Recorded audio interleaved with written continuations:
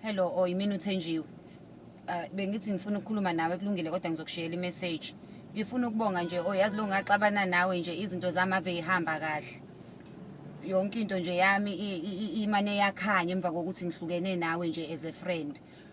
Ne-boyfriend yami nje sesi right, asisaxabani, akasangishayi nama ngisabuye ebusuku, nemali sengiyayisave, nasemsebenzini sengithole nepromotion. Ungangibona ngifreshini ebusweni angisaphuzi. Ngi-right nje nasekhaya yonke into ihamba kahle. Bengifuna ukuthi nje ngiyabonga yazi ngifisela wonke umuntu ozwana naye ukuthi nixabane ukuze naye izinto zakhe zimlungele ngoba ushevu angifuna ukuqamba amanga.